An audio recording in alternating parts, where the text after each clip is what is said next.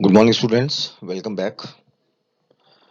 So today we are on to the lecture 9, and it's from the same chapter, computer networks. Now, topic that we are going to take is the internet terms that we are continuing from the last lecture. We have talked about many internet terms, and the remaining terms we are going to discuss today in our lecture. Now, the topic that we are going to take up today, that is Web 2.0. Students, Web 2.0 is uh, sort of some applications which facilitate you to interact over the internet. Basically, we with the initial stages on the internet, we were using the Web 1.0 platform. Now, as of now, we are using the Web 2.0, and in the near future, we are going to use Web 3.0. Now, Web 2.0 is a sort of facility or platform uh, which allow you to share your information in real time over the internet. They are simply the sort of applications which we did not use in the Web 1.0 version. That means we had no facility of real time interaction with anybody on the internet. We were just sharing the information over the internet, and that was the sort of offline information, where the information is posted at some other time and the information is viewed by the other person at some other time. But as we can interact with other people with the help of some social media platform and blogs and so many other things, we can have a real time conversation with people all around the globe. Now, the concept behind Web 2.0 refers to rich web applications, web oriented architecture, and social web. Now, some applications which you know they are designed to work online in real time. That means, for example, you can play online games over the internet. A web oriented architecture, some resources which can be used online, and social web, that is the social media that we are using nowadays. It refers to the changes in the ways web pages are designed and used by the users without any change in any technical specification. So the web pages that are being designed now are quite interactive. We can share information on the web pages, like you can reply to some information, or you may comment, you can send smileys, and so many things you can do in real time looking at the applications. Now, examples of Web 2.0 applications. There are a number of Web 2.0 applications that we are using. The most widely used application over the internet is the Google Map. So, Google Map is one of the examples uh, that we use in the Web 2.0. Then we have Google Docs, Flickr, video sharing websites like YouTube, some encyclopedias like Wikipedias. Then we have some blogs where we can write and share our information and views and thoughts, like WordPress. Then social networking like Facebook and some other sort of social media platforms. Then we have uh, folksonomies, where we can discuss the regional and other information for a region or a country that is delicious. Then microblogging, that is Twitter. Then podcasting, and content hosting services, and many more. So in the diagram you can see some of the applications which we use over Web 2.0. Now, advantages of Web 2.0. What are the basic advantages of 2.0 over Web 1.0? Available at any time, any place. So we can access our, Web 2.0 applications, any application at any point of time from anywhere or through any device. Then we have a variety of media, all type of multimedia files, documentation, so many types of files, so many types of medias are there, and all are being supported by the Web 2.0. Then it is very easy to use. It is sort of very interactive, and so the user does not find it very complex to operate any Web 2.0 application. Now learners can actively be involved in knowledge building. We can find a lot of information over the internet, and they can get a lot of study material and knowledge building material, that is knowledge base over Web 2.0. Can create dynamic learning communities. You can create multiple groups and communities over the internet, through which you can get or share information, ideas, views with Web 2.0. And then everybody is author and the editor. Every edit that has been made can be tracked. So uh, some platforms like Wikipedia allows you to add and modify the information which is given over the encyclopedia, and so every person who has the appropriate knowledge of something or some topic is the author and can edit whatever information is there on the Wikipedia. Then it is user friendly. It is very easy to operate, as I told you earlier also, and the usage of these applications is quite easy to operate. Now, updates in Wiki are immediate and it offers more sources for researchers. So, as soon as the updates is done on the Wikipedia, they are reflected, as soon as they are modified or edited. Then it provides real-time discussions, as we know that we have a chatting platforms and blogging platforms where we can have a real time discussion or conversation with any person who is somewhere in the remote. Now, Web 2.0 tools and their features. Now, the major features of 2.0 allows users to collectively classify and find dynamic information that flows two ways between site owner and the site user by means of evaluation, comments, and reviews. Now, basically, in the Web 2.0, with the facility to show or express your opinion about the information which is available in sort of reply and comments. So the Web 2.0 offers you a two-directional, a two-way communication between the user of the information and the writer of the information or the provider of the information with the help of the comments and reviews. Now, site users can add content for others to see. All the site users they can add, uh, new contents for the people who can view it. Now, Web 2.0 sites provide API to allow automated usage by an app or mashup. It like provides location metadata that can be processed by a simple browser tool.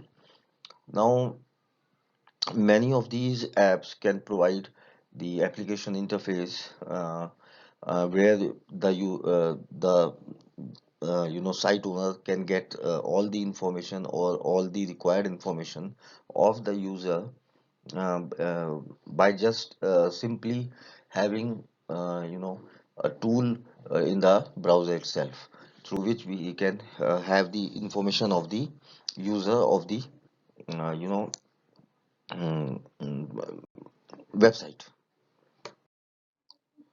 So this is the exciting world of Web 2.0. We have profiles, we have information about ourselves, blogs which express our opinions, views. Then we have groups, people sharing same research topic or area of interest. Then we have microblogs like Twitters, where we can express our views or simply convey a small message to anybody. Then Wikipedia is an ocean of information where we can have the information about literally any topic in the world.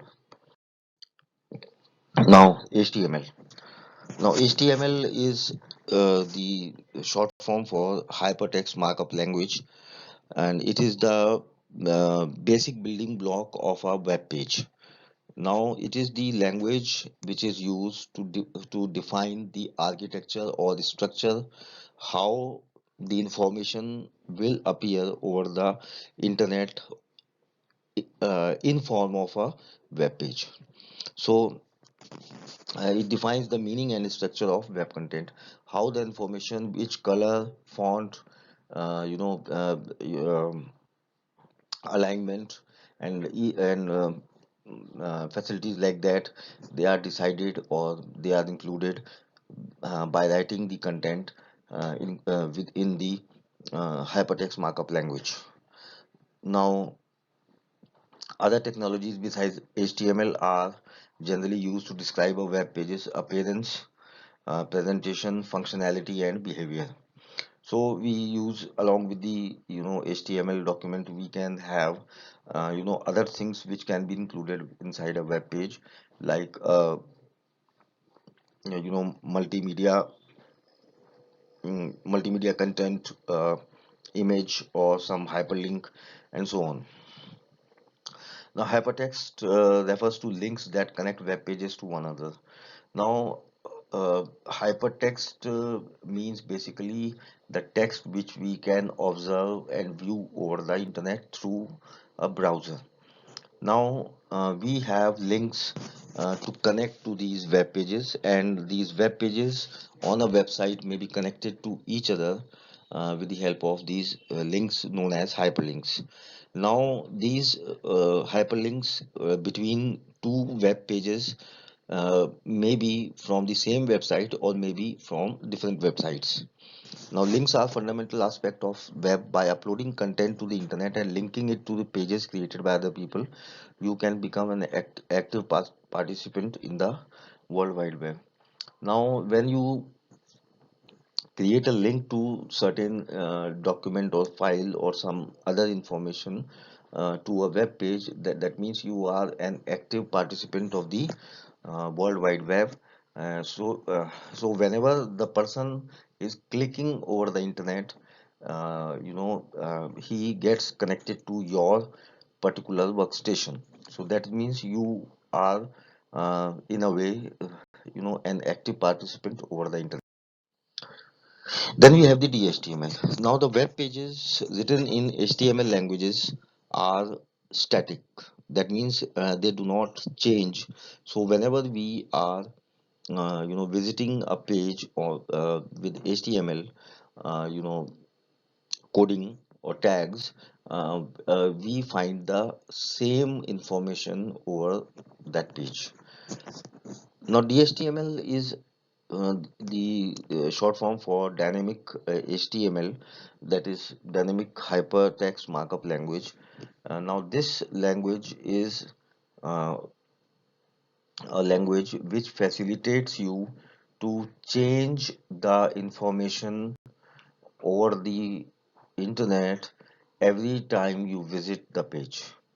So it is a type of dynamic HTML where the information on the internet or a link changes every time you visit the page. So it has the facility to change or modify the information over the web page which is written in the uh, you know HTML. So DHTML is a combination of a language, CSS, and the JavaScript.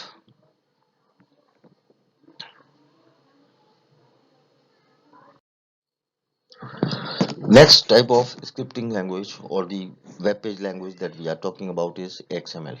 XML stands for Extensible Markup Language. Now, it is a text-based markup language.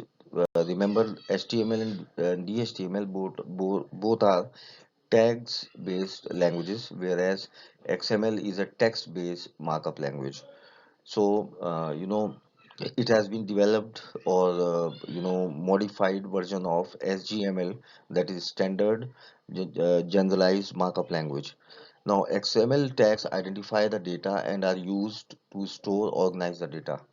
Now, XML provides you the facility to store the data or to connect to a database, which could provide you a lot of information in form of a database. However, XML is not an alternate of HTML, or so generally most of the pages nowadays also are written using the language HTML only. But wherever there is requirement of having a database in the background, then the use of XML, the embedding of XML is always there. Now there are some important characteristics of XML, which makes it a very useful language. First of all is that XML is extensible. Extensible means that in the HTML and DHTML we have a set of predefined tags or commands. So we cannot make any changes in the functionality of these commands, and we have to use these commands or tags in term of designing a web page. Whereas the XML allows you to make your own or define your own tags, and where you can uh, um, give your own commands. You can have your own commands, uh, you know which would operate as per your requirement or desire. Now, XML carries the data, does not present it. XML allows you to store the data irrespective of how it will be presented.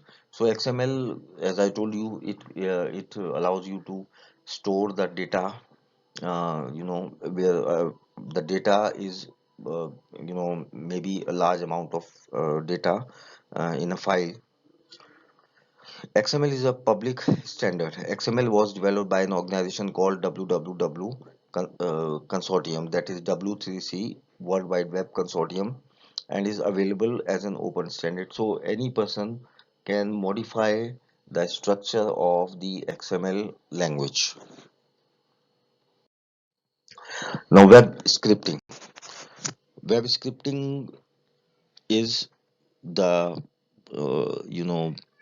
it's a way of uh, creating dynamic web pages. That means uh, creating a web page which can uh, change every time, or the appearance of the web page, or some tools in the web page may change as soon as you visit that web page. Now web pages are created using HTML. So, web pages have been fairly static, consisting mostly of text and images. So, whatever web pages that we create using the HTML language are having usually the texts and the images, and with the help of HTML tags, we decide the placement of the text and the appearance of the text. Now, modern web design uses more interactive content. So, these, uh, uh, you can say these web pages are static, so the information that appear on these web pages are quite static. Now, to make it more interactive, or more user friendly, we can have some dynamic tools which are attached to it. Supposingly, if we move our mouse pointer over a certain button or link, the color of the link may change. So this is what is known as web scripting, where we use some scripting language uh, to embed some commands on a certain action which is done, and through which the information of the web page may change. Now, dynamic content can be added to web page using scripting. A scripting consists of a set of instructions that are executed under certain conditions. As I told you, that it is a combination, or it is a containment of some commands which are executed as soon as we uh, you know do some particular action, or some certain condition is achieved. Now, scripting is of two types. One is the client side scripting, and one is the server side scripting. Now, the client side scripting means when we have the scripting language from the client side. That means when the user or the client is able to attach his files or some other information on the online available web page. For example, if supposingly we are sending some attachment to our email, where email is being generated, or email is not a local information that is available on our computer. When we connect to the internet, we are sending uh, you know the information on the email. So whenever we attach some file with the email, that means we are attaching something from the local machine.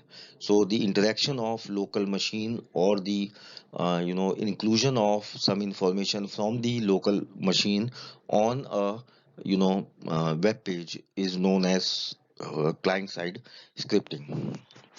There are a number of client side scripting languages like JavaScript, and it is the most popular scripting language which is used. But we have other scripting languages also, like ActionScript, Dart, and VBScript. Then we have the server side scripting. Now, the server side scripting is something like from where we can download, or we can receive some information from the server side, where all the information is available from the uh, uh, main server or the web server. Now, it also collects the user's data in order to customize response. So from the server side, when we fill some information, or we provide our information to the server, and the server is able to use our information or take our information from us, this is known as the server side scripting. Now, commonly used server-side scripting languages are Active Server Pages, that is ASP. Then we have JSP, Java Server Pages, PHP, Hypertext Preprocessor, and Perl. So these are some of the scripting languages that we use nowadays. Now, the next topic that we are going to have is the network security concepts. Now, the security of a network is very important, as we have to avoid any sort of physical or software you know problems over the internet. So there could be so many types of threats that we have from the network, that is some unauthorized access, misuse of information, malfunctioning of the system, modification in the information, then destruction of some information, or improper disclosure. So this creates a security problem for the computer and network and the network users. Now, to implement this kind of defense, there are variety of specialized techniques and types of network security methods. So we use a lot of security measures and methods through which we can maintain an effective network security. First of all is the access control. The user or the network can use some access control restrictions, where he can limit the user for the accession of his resources or files. Then anti-malware means any type of software or information which could harm the computer. That is malicious software or information like viruses, worms, and trojans. And we can restrict these malwares from uh, entering our network with with the help of the anti malware method, and the uh, detecting these malwares and stopping them from entering the network. Then intrusion detection and prevention. Now we can have a network security method of intrusion detection. Any unauthorized intrusion or breakthrough through a network for some bad purpose, we can stop these types of intruders and prevent them from having or getting access to our information. Application security. Now, some or applications or apps or softwares through which these destructive intentional people are trying to access or break through in the network. So there should be an application security in the network, so that every app or application software that we download or use should be thoroughly checked for any insecurity. Then behavioral analytics. Now in this case, uh, uh, we have the normal functioning of the network. We have all the statistics and the behavior, how the internet or the network works when it works normally, and any changes in the behavior of the network should be immediately reported through this method. Then data loss preventions. Now the data that we have is the real uh, sort of headache to the user of the network, and to prevent the any sort of data loss through any bad intentional or due to some malfunctioning, so we should be able to prevent the data losses. Then email security. Now, a lot of people attach, some malicious information or some malicious softwares they attach with the emails. So the network should be able to detect these, fraudulent and malicious emails, so that these emails, whenever they are coming inbound, and when they are outbound emails, they should thoroughly be checked for any sort of uh, you know destructive or harming contents. Then we have firewalls. Now firewall is the main network security component which should be installed uh, at the uh, you know at each network.